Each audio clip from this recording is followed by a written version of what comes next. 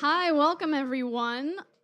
This is Locals Lead the Way, how Greater Cleveland's leaders work across sectors to advance equitable climate action and realize a green city on a blue lake. Thank you for joining us. I'm proud to represent Mayor Justin Bibb, the mayor of the great city of Cleveland in the United States. Thanks for the audience here in person. And also those of you who are back home, really appreciate you joining us. And good morning, Cleveland.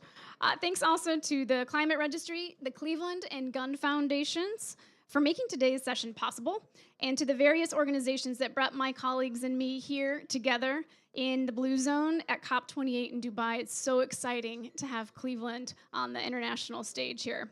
Today we're going to have a conversation about our region. Often known as the Rust Belt, we are actually a region of assets, resources, and resiliency. I suggest that we adopt a new title. How about the Resilience Belt? Anyone? I like it. Thank you. Okay, so today you're going to hear from Community Environmental Justice Leader Kim Foreman, the Private Sector Chamber of Commerce Leader Beju Shah, the leader of the first Black-led green bank in the nation, Michael Jeans, and elected leader of Cuyahoga County, of which Cleveland is the county seat, Executive Chris Ronayne. Really quickly, the format of our session today, I will give context about Cleveland and the region, and then we're going to have each panelist to take just a moment to say who they are, the big why of what they're working on in their organization or their entity to bring climate action to the stage. And then we will take turns sharing a bit about our work on climate solutions with one specific example, a story for you to take home with you or for you to retell if you're listening from afar that tells the story about how we are acting on climate, how we are accelerating equitable transformation towards an inclusive, clean, and green economy, how we are building on our legacy in industrialized port city on the northern shore of the United States in Lake Erie. How do we think about righting the wrongs of previous social and economic transformations and preventing repeating mistakes of leaving folks behind? Our closing question is going to be seizing the moment of a collective action. And then we're going to leave time for question and answer at the end, so please be thinking of questions while we go through our session. We really appreciate it. So kicking us off about the context of the city and the region. Cleveland is the doorway to a region of assets and resources. It includes our people, a population of 4 million in greater metropolitan area, and access to roughly 20% of the world's fresh water. I'm going to pause there for just a minute. 20% of the world's fresh water. Cleveland definitely rocks, but we're also accessing 20% of the world's water. So blue water economy, that has positioned us to take advantage of the blue water economy. As I said, we're the largest, or I didn't say, we're the largest U.S. port on the Great Lakes. It takes about 13 days, right, County Executive, to get to Northern Europe. Another asset is our collaborative leadership. You see it here on the stage today. I'm from this city. Executive Ronayne is from the county. We have financing, we have private sector, we have community here in the room. And that's one of our largest assets in the city of Cleveland and the region. We have historic funding to cities, counties, states, tribal nations, and community organizations from our national government. And that is not the same across the global context. So that's really important for us to take advantage of and collaborate on. A little bit about the city itself. I'm going to take my turn in talking specifics, and then I'll pass it on to my colleagues. So City of Cleveland, as everybody at home knows, grew up as an industrial city with all of the opportunities and challenges associated with that. This has really led Cleveland to have 89% of its neighborhoods classified as an environmental justice census tracts. This allows today, a very positive note, allows access to that increased national funding right now. So how do we really make sure that our communities flourish? How do we use that funding to our advantage? Another point of history, our city was built for workers. It was built before the automobile, which means there's density in our infrastructure that we can now leverage, and I'll talk about the 15-minute city in just a moment. We are host to pioneering healthcare and engineering fields. For those of you who know the Cleveland Clinic, they're also up the road at Abu Dhabi, so they are a leader in our community as well. But really our most important asset are our people. We are a diverse town. 47% of our population identifies as Black. We have the highest percentage of Hispanic and Latinx citizens in the state of Ohio. and we are a town that welcomes and celebrates newcomers and immigrants. We have leadership from our people. While Cleveland was not alone as an industrial city that experienced polluted waterways and air from last century's industry, its first black mayor, Carl Stokes, stood up for his citizens and demanded action. He really sparked the Clean Water Act and the founding of the U.S. Environmental Protection Agency. I know that Senator Kerry, Special Envoy Kerry, said that Rachel Carson was really responsible for this. And on the environmental side, yes. But on the people side, Carl Stokes, first black mayor of Cleveland. And that leadership and environmental justice is carried forward by another elected mayor, Mayor Bibb, the youngest mayor of Cleveland, another first, committed for Cleveland to be a 21st century leader on climate and just transition. Now, the specific example of Cleveland and how we're leading there is about the 15-minute city concept. If you can imagine being a 10-year-old kid wanting to ride your bike in your neighborhood, how do you do that? If you can imagine being a mom pushing a stroller with a baby, which I certainly could, and wanting to get to the library, to your place of worship, to your school, how do you do that? How do you get to the grocery store? How do you get around? How do you connect to nature? The 15-minute city is a framework that thinks about how we overlay public transportation nodes and how we fill in the gaps of what the community needs. And so we're using that as a planning framework to build back density through what's called transit-oriented development. It emphasizes affordable housing centered around civic and economic assets. And this framework and focus helps us decrease our transportation emissions. Transportation emissions are the largest source of emissions in Cleveland and in our region and in the state of Ohio. So the 15-minute city is a community building tool. It is of enormous value for social connection, but also for climate action. And we can't do it all without all of the partners here at the table. And so while this is one of the focuses of a local government approach on climate action, I want to invite my colleagues to share the stories of their work on climate solutions and one specific example to hold up. Before we go there, though, I'm going to ask each of you to introduce yourselves and your why about your organization acting on climate. First, Kim? Hello. Good afternoon, everyone. I'm the CEO of Environmental Health Watch based in Cleveland, and we've been a 40-year-old environmental justice organization, 40 plus, and I've been there 25 years. and so we really started, Healthy Homes has been really our core programming. We impacted across the nation the intersection of health and housing. As I started to grow professionally, my why began to look at the lived experience and lifting that up and asking the right questions, right? Coming into a community, specifically communities of color, and talking about sustainability and what that meant to them, and especially around the same time Katrina happened, right? So like having these conversations that really shaped the approach. We work at the intersection of people, place, and health with equity at the core. Well, equity is not a concept for us. It's the actual means of quality of life for people and a way of doing business. And so I've taken at least a decade, 15 years, really drilling down on the people and how they can be the core of development, how they could be the core of the solutions in a real way, in a way that means something to them, as well as working with decision makers and institutions and thinking about how we could build their capacity, not just the residents. So over the years, we have long-standing relationships with partners, university, hospitals, institutions, and people, and try to intersect that in a way that's kind of deliberate and intentional. And so that's my why, because I get that energy from the people and the institutions, and the way they work together has been very inspiring. So I know it does work. We ready to go to scale, though. So I'll leave it there. Thank you. All right, Beju. Thank you. So the Greater Cleveland Partnership, as Sarah mentioned, is the region's business leadership group and private sector organization. Our mission is all about accelerating the growth and prosperity of businesses and residents throughout the 17-county Greater Cleveland area. Our why for being here is sustainability accelerates growth and prosperity.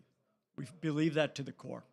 As Sarah mentioned in her opening remarks about the region of Cleveland. The region of Cleveland is known as a place that makes things.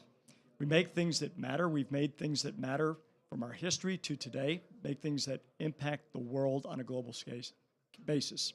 And our companies 2 years ago recognized the opportunity and sustainability to take their innovation, take their technology, their leadership in materials and manufacturing, and apply it to one of the world's greatest challenges. And whether we're talking about the climate challenge or sustainability more broadly, as we think about both the air, the land, and the water, that's where our companies are focused, and that's what's driving their innovation and their partnership that we'll get into with the public sector and the philanthropic sector to move these technologies forward, both for our region, but also for the world. Thank you, Beju. Michael? Thank you, Sarah. First, I'd like to mind my manners. And so, Sarah, thank you for acknowledging the Climate Registry for hosting us here. We certainly appreciate that. And secondly, to the host country, certainly thank you for hosting all of us to convene this conversation at a global level, but certainly with local accountability. I'm the CEO of Growth Opportunity Partners, also known as Growth Ops, and our Green Bank. The why is pretty simple for us. For 150 years, we've known that we've been trending in this direction, but greed and perhaps some other reasons have not allowed us to change course, or perhaps we haven't allowed ourselves to change course. Over perhaps a longer period of time, I've watched people who look like me and those who don't have continue to be left out in the solutions.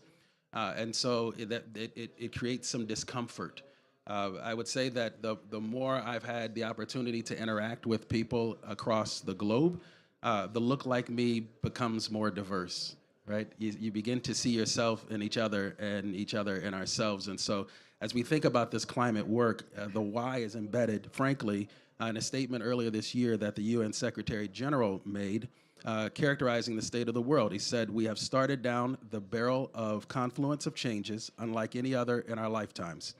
He further stated, "Wars grind on, the climate crisis burns on, extreme wealth and extreme poverty rage on, epic geopolitical divisions are undermining global solidarity and trust.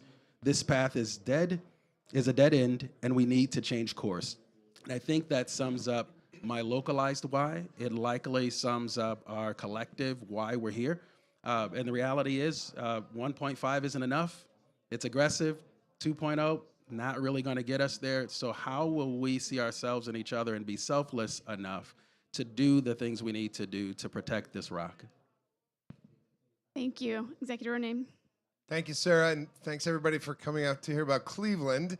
I always say I think we are microcosmic of the country in all the ways that Sarah described. We are really, if you look at it in every way, the United States, and our composition, our journey, economically speaking, our journey, climate speaking.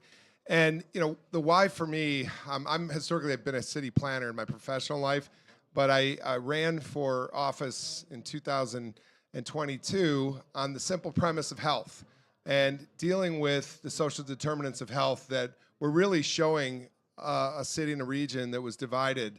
When you had in our own county of Cuyahoga, which I represent as 1.2 million people, we're a beautiful, diverse waterfront county in the northern part of Ohio. But when you look at a county that in the same county within miles, sometimes blocks of one another, there could be one person who just by the very nature of the zip code that they were born to may experience a 20-year reduction in their expected lifespan from a person just blocks, miles from where they are. And I wanted to change that.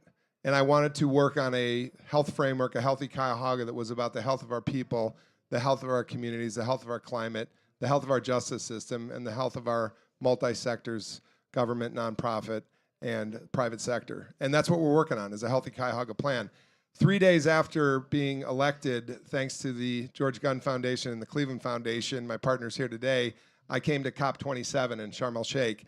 And, you know, I was saying to one of our mayors out here today, it's an immersion in education of what's happening around the world.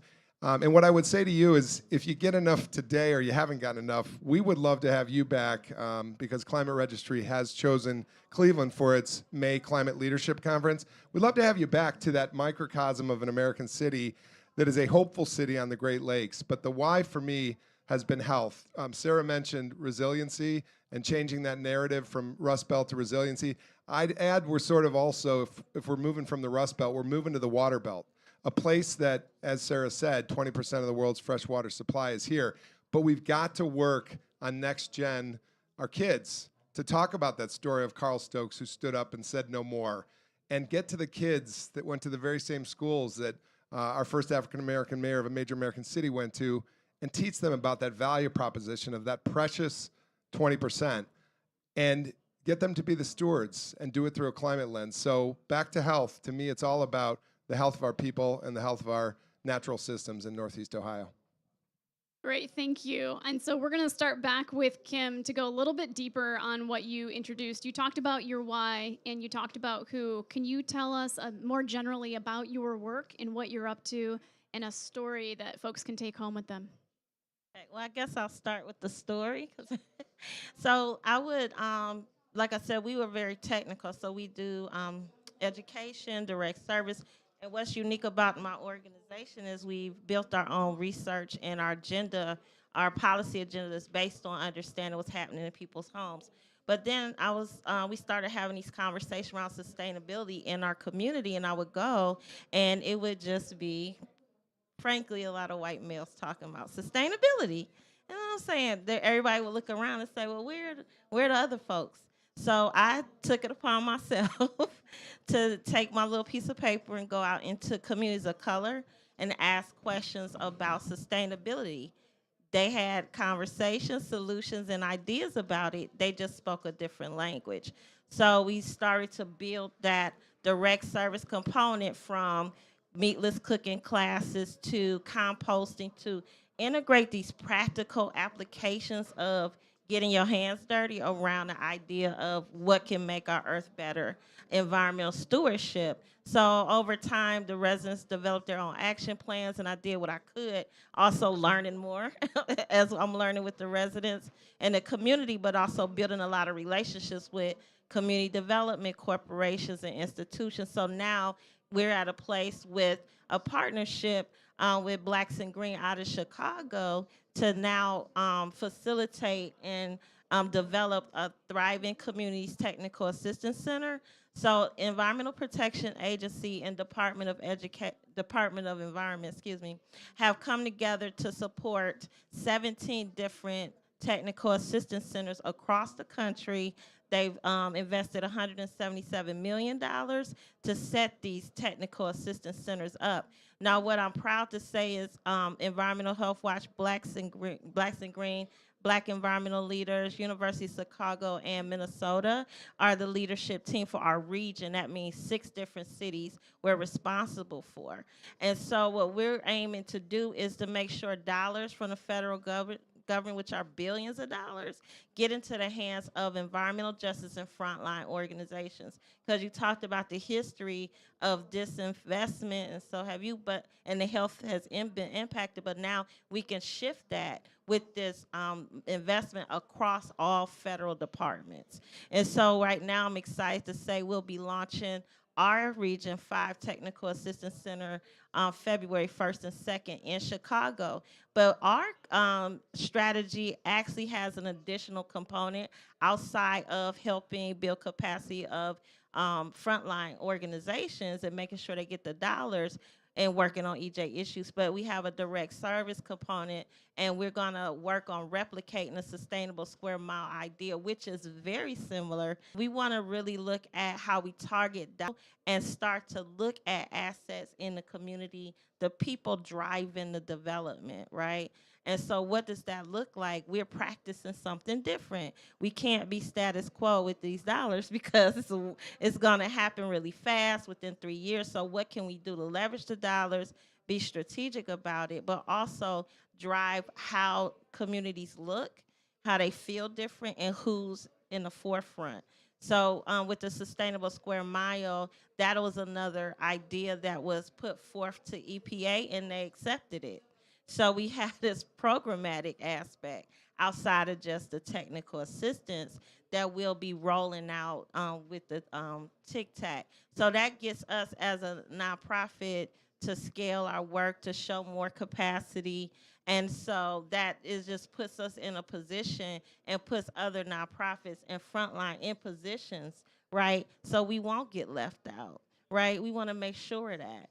And so this is just a great opportunity to then also hopefully impact nationally how we think about working with community, as well as how we influence the federal government to think about how they might want to work, or how just simple applications. It's the intentionality of the work is what makes it special, or it's the secret sauce. It's like, what can we do that's innovative or different? And then how can we influence the decision makers to think differently about how to engage with us?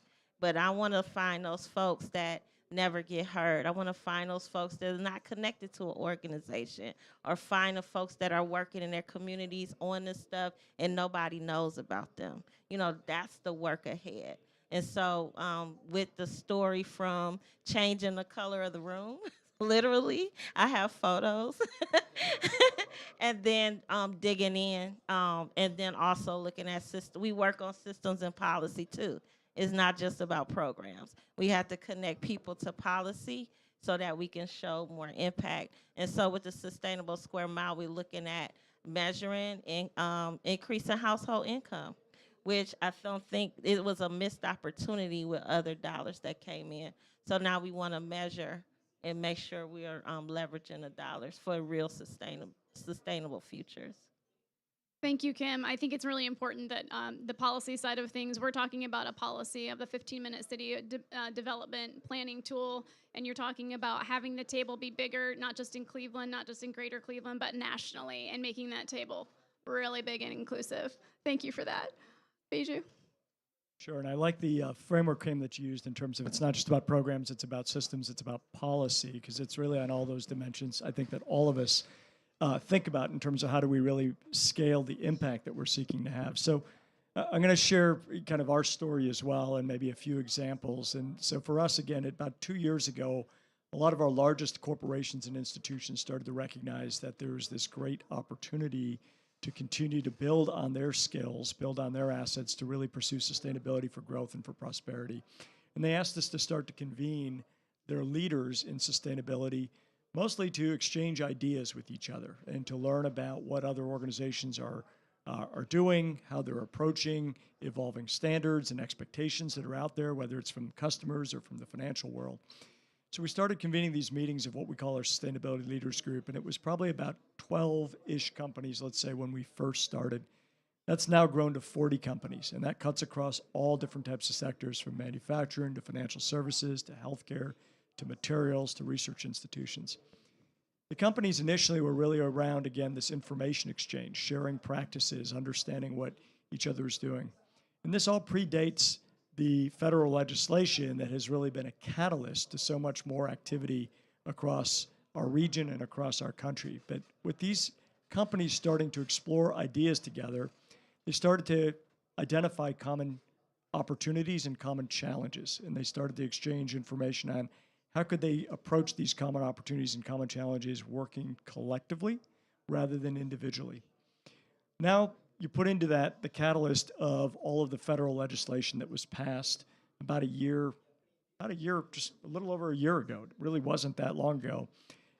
And all of that platform that had been built starts to get activated by that catalyst. So 3 examples that have emerged from that. The first is the Hydrogen Hub. That was a big national competition, as many of you know, in the United States to compete for up to $8 billion from the Department of Energy. And we were successful not only as a region, but as a multi-state region in securing one of the 9 hydrogen hubs to really assist in the energy transition, especially as it relates to heavy industries and heavy transportation. So that's an area where a number of our companies collaborated, from the energy sector to users like the steel sector, to make sure that we were positioned competitively for what has ended up being a $900 million federal investment coupled with over $2 billion of private investment. The second is in the area of innovation. A number of these companies have come together with research institutions to focus in on areas of innovation around sustainable manufacturing and sustainable materials. And again, they banded together in national competitions to work with the public sector and we're awarded federal designations to be an innovation hub for sustainable manufacturing. That's headquartered at Case Western Reserve, but works with about 20 different manufacturing companies throughout the region, and a sustainable polymers innovation hub in Akron in our region, which again is working with about 18 companies in our geography. And then the last example is these companies are, again, innovating for the world. They're looking for have impact not just in our region, but in the world, but they live and work in large scales in our regions. This is where they're headquartered. So they started to think about what can they do that really brings their sustainability intent to have more local impact in the place where their companies operate and where their employees live, at least in great numbers. And so they've started to collaborate on actions that they can do with local partners. One example that's in the public realm already is a partnership between a company called Nordson and the Western Reserve Land Conservancy, where they took Nordson's intent for tree canopy restoration and they applied it to a local forest. And so we're exploring those types of actions, whether it's around tree canopy restoration, water remediation, and certainly around energy usage. Thanks, Baijun. I just wanted to highlight also something you talked about, the Sustainable Manufacturing National Science Foundation grant, planning grant for $1 million. That has been another example of collaboration in the region, public, private, the 18-county region, Team NEO, lots of others, and also aligns very closely with our work on the circular economy. We, in partner with community, released what's called the Circular Cleveland Roadmap, and sustainable manufacturing and circular economy are huge tenets of that. So thank you for highlighting that. Michael. Thank you. So at Growth Ops and Go Green Energy, we are a community financial institution. I'm the founding CEO, and so it kind of brings together my background of what I thought worked and what I thought didn't work. I guess through this experiment, we'll find out if it works. But we've had a good run. We've certainly been off to a great start. One of the areas that we're very proud of is an Industrial Heartland Coalition, which was assembled as a result of what Baiju shared, some of the federal opportunities that were created through the Inflation Reduction Act and the EPA. And so that coalition is a coalition of 8 different states and 31 different counties. The centralized leadership is right in Cleveland, Ohio, with us at Go Green Energy. But the work that has been assembled across the states has just been tremendous. So as we sit here in Dubai having a global conversation, there's always this question of where's the accountability? And the accountability has to be both at the global level as well as the local levels. So are we willing to do what's necessary, but in a way that flows up to the strategic plan of the Paris Accords so that collectively what we're doing on the ground is working toward the same end? As a financial institution and as a green bank, I think sometimes there's some noise in who we are and what we do. And so, yes, we finance projects thanks to being the lead application for the Inflation Reduction Act and the Greenhouse Gas Fund. We are in line to access significant federal dollars that will allow us to grant into opportunities, into construction and different projects. Why is that important? Capital markets typically flow where it's easiest. And where it's not so easy, they have a tough time finding their place and their way. And so if we can help a project hurdle, if we can plug holes and absorb, where there might be some dissuasion of capital markets to present themselves, then we can present ROI. We can show that there is a reason for investment in those places. In this particular opportunity, we get to do it across 31 counties and collaborate with others. Being here at COP, the beauty of that kind of localized, regionalized work, being here, it allows us to be sure that we're working on what's truly innovative. Not just what our echo chambers tell us is innovative, but also looking at what works, not just what we tell each other works, and seeing so many people from so many countries and so many places is a constant reminder, and I wrote this down, that we have to care about everyone in every place. And we can do that in our local and our regional and our statewide places. But coming to a place like COP is just a reminder of the contrast and some of the barriers and headwinds. So we know there's a headwind of access to financing for climate.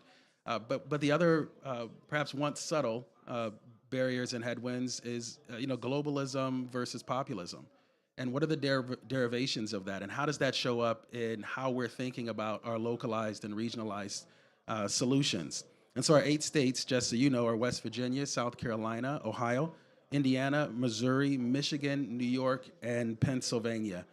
We're thrilled to bring back to Cleveland everything that we know, everything that we've learned here, the stories that are the reminders. We had an indigenous lady from Ghana yesterday just remind us that some of these things that we talk about and we're passionate about, they're not commodities to them, right? To the indigenous, it's life. And so as we think about solutions, we have to remember that these are people who are impacted. And as much as the people in our backyards are right in front of us, and folks in Cleveland and Cuyahoga County, thanks for tuning in and listening to us.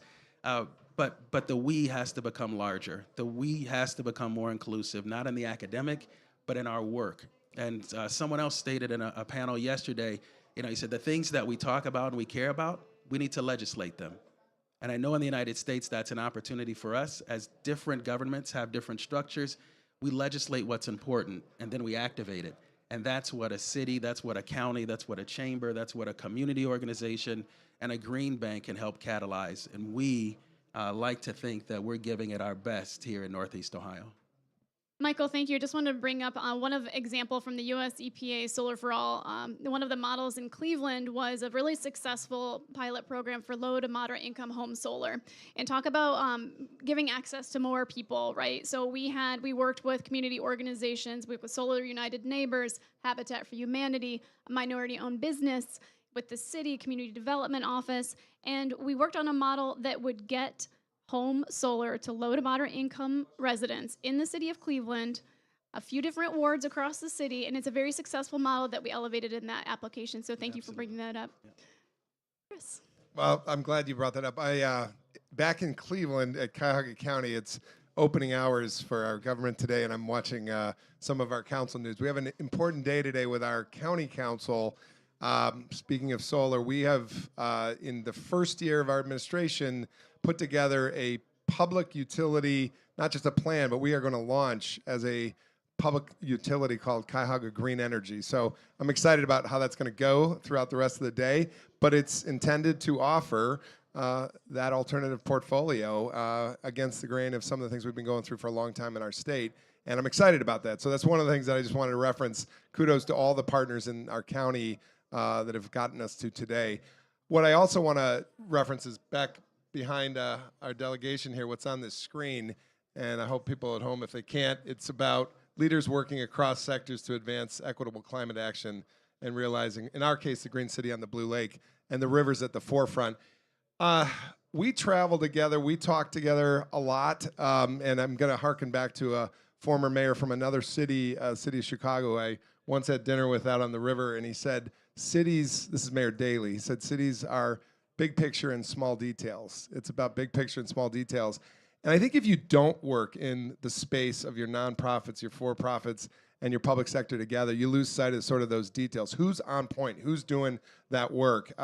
And I remember distinctly he was traveling, and he did it again to Cleveland. He came to Cleveland twice with a delegation like this of nonprofits, of for-profit business leaders. You got to kind of work across those sectors and talk to one another, right? So I'm going to talk about my other big idea beyond Cuyahoga Green Energy, and that is something we're launching called the Freshwater Institute that's going to take all these folks and our philanthropic partners here to help us. And it gets back to that story that I don't think we actually finished about Carl Stokes, who stood on these very banks of this river, and when the 13th river fire on the surface of the river burned, he said no more.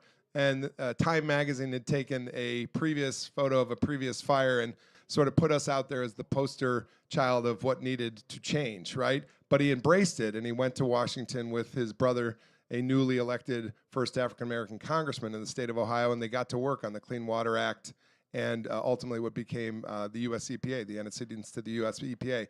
Well, on this river the other night, on a restaurant just around the corner, around the bend, we celebrated that we are halfway there to being delisted as an area of concern, that the Cuyahoga River that was listed in the early 80s as an area of concern because of the outflow to the lake that was going to poison that freshwater source that we talked about. It's our stewardship responsibility to delist it and work on all the things that became barriers to a quality, clean river.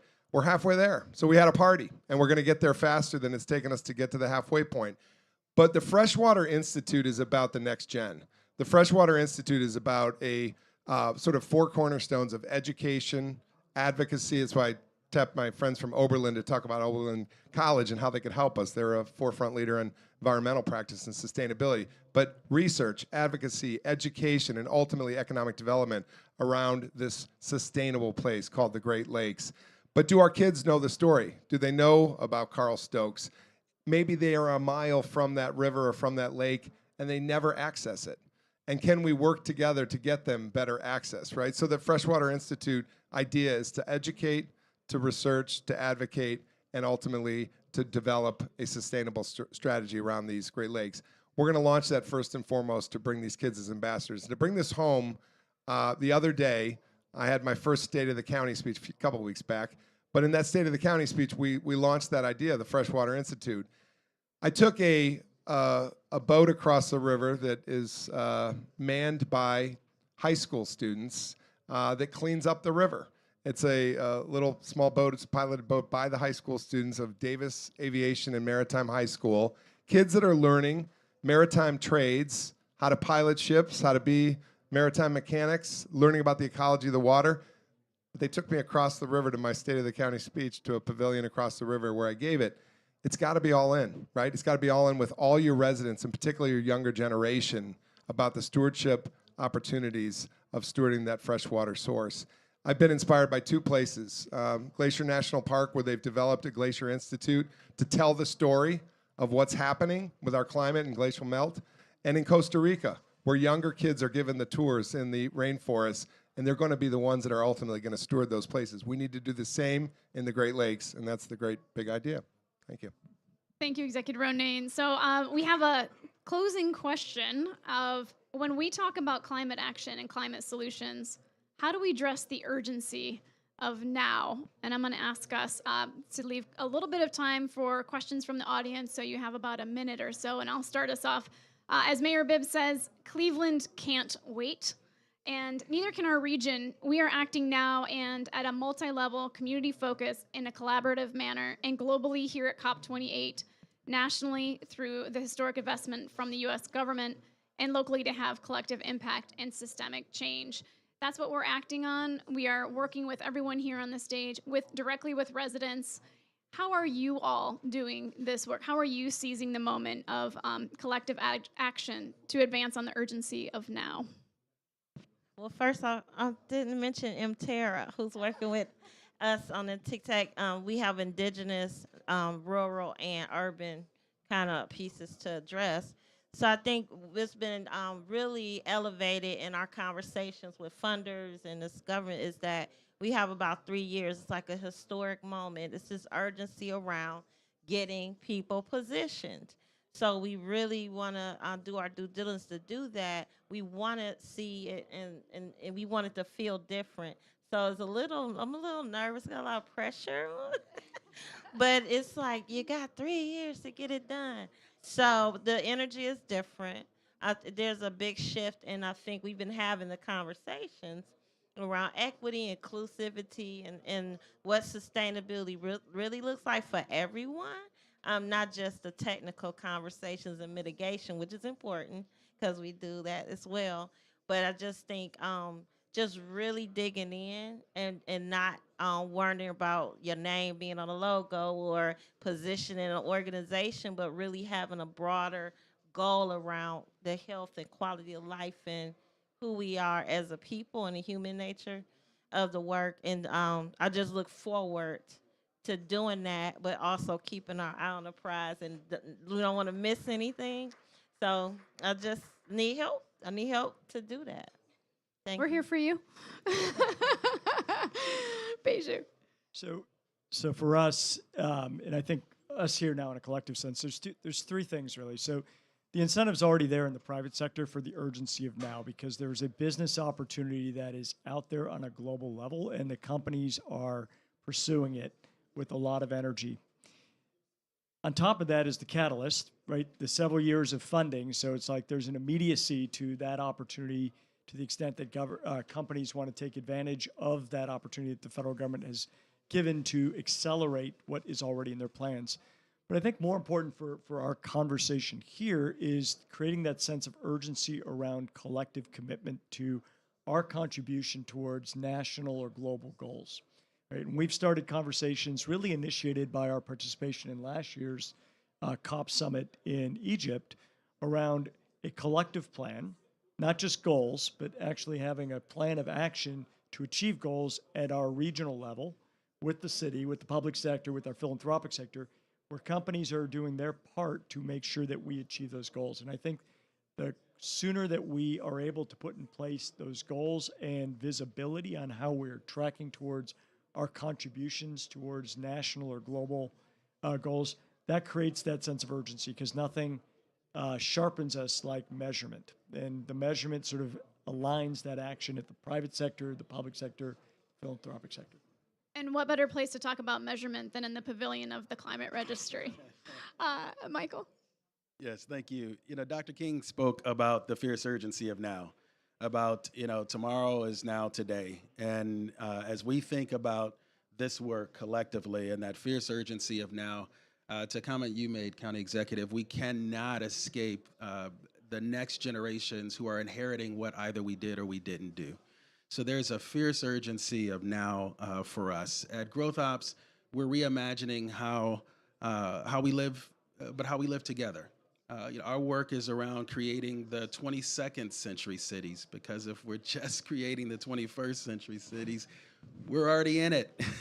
There's a lot of work that needs to be done here. And so the urgency for us is the shared urgency that we all have, right? The decisive decade of 2030 and reaching that. Where will we actually be at peak emissions, which is what some of our data is telling us, and then curtail, or will we begin to chip away at these goals? As Baiju mentioned, the collective work that we do and the collective goals that we have, looking at those through the lens of SDGs, right? The UN has been very clear on what the SDGs are. So are we collectively tunneling and pushing toward the same so that we can accelerate our work and our impact, hopefully at a greater pace than we're seeing the impact of climate and the neglect of climate. So I don't know that there's ever been more urgency than now. Each year, I think last year, there was a high level of energy, a high degree of excitement about what we saw others doing. It feels like there's a bit more of that here this year. And I think next year, what I'd like to see when we come back to COP is that we're seeing some of these things working, that the dial is starting to turn down, that encroachments that are anticipated upon island nations and coastal waters are perhaps not as at risk, and our children can buy homes that they can afford.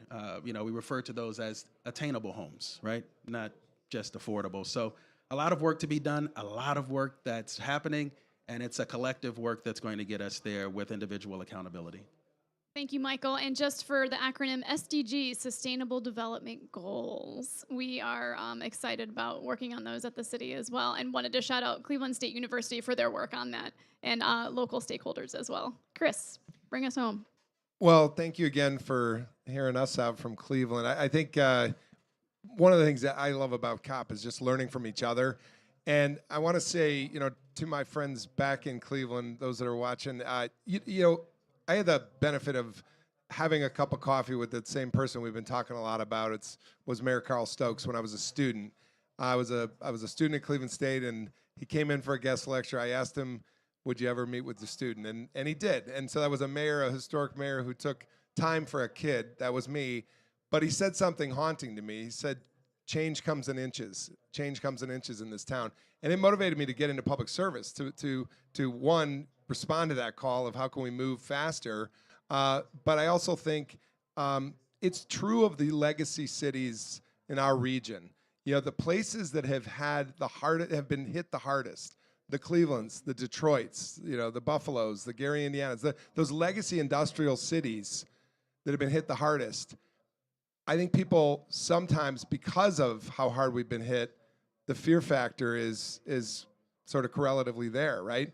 So how do we move? How do we move in legacy cities that have been so hard hit and are almost shell-shocked by it? I think two things.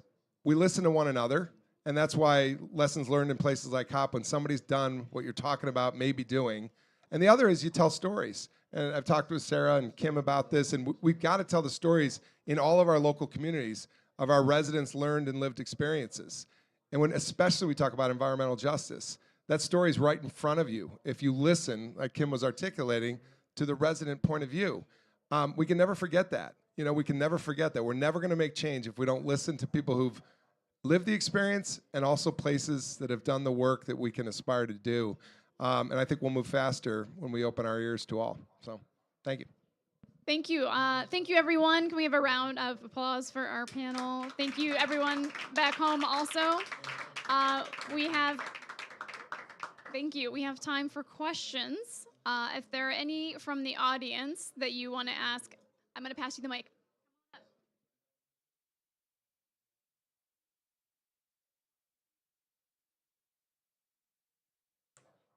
Hi, Rob Kay with Arup, based in LA. First, that was just great.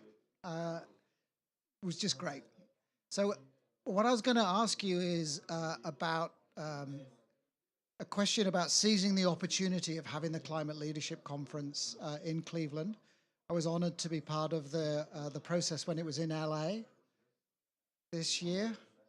Seems like a long time ago. It was this year. And just an encouragement and perhaps even some comments now about seizing that opportunity and actually extending the invitation around specific issues that all of the panelists have touched on, because I think there is a real interest in actually convening around the conference more broadly. I've heard that a lot in the corridors. So it's an encouragement and perhaps even some early feedback of some ideas about what you could do there.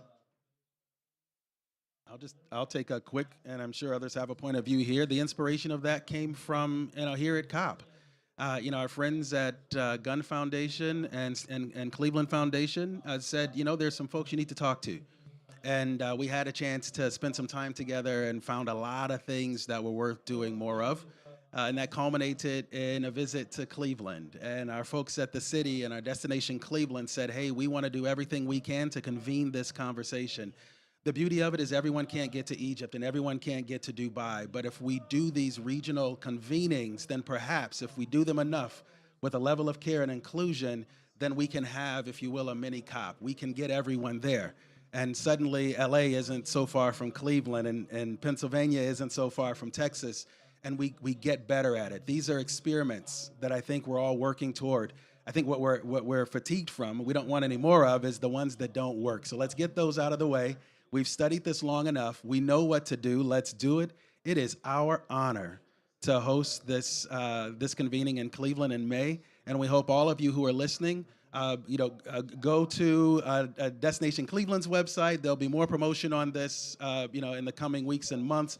But this is going to be a conference that you won't want to miss. There's a level of caring, there's a level of quality, and a level of intentionality that says, yeah, we're going to get this done, and we're going to do it together. We're going to have that conversation in Cleveland. Thank you. Thank you. Go ahead. You want to go? No. I kind of, I got to ask permission. I kind of reached out a little bit to some folks to see if they will participate. So I'll circle back. And on that point, Kim, I mean, and this is a shout out. Thanks again to the Climate Registry for choosing Cleveland. And we do hope you're there. But we want to say, I think I've been a part of a lot of national conferences where we go in and we sort of, paratroop into a convention center and we leave. We got to go see each other's communities, right? And so come see us. Come out a day ahead. Come see us. The other thing I want to say is I'm going to be broken record about our next gen. We've already got high school students that want to work in some way, volunteer in any way, the conference. So if you're open to it, I've already had a high school science teacher say they want to bring their students in and help you work. So thank you. If that's an invitation, I got thumbs up in the back. Get the locals involved, get the high school students and our students involved, and we'll look forward to their future work in this space as well. Thanks. And if anybody else has a question, please raise your hand and let us know. But just if not, I'm just going to wrap us up by saying that first day in Cleveland for the Climate Leadership Conference, we really want to have be something where we talk about all of these different themes. We want to talk about these different themes. We want to talk about decarbonization because we can do that in Cleveland. We can do that in our region, but we can do it centered in equity. That's something that we're talking about at the regional scale. The city is working with our municipal planning organization called NOACA on the Climate Pollution Reduction Grant.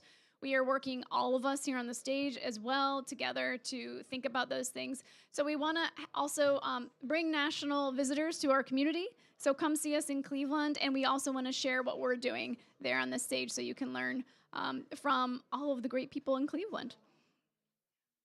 I'll just add to that you're coming to Cleveland specifically, you're coming to Ohio, right? So you're going to get to know Akron, you're going to get to know Oberlin, you'll get to know Columbus, Cincinnati, Dayton, and all of the arteries, that stretch in between and connect us. So while you're looking up, if you're anything like me, before you go to a place, you look it up and you want to know where you want to go and what the history is. There's a lot of exciting history and present day and promise for tomorrow across the state. So take some time to get to know us. But we are certainly looking forward to having each and every one of you there. Thank you. Thank you, everyone. Thank you for attending.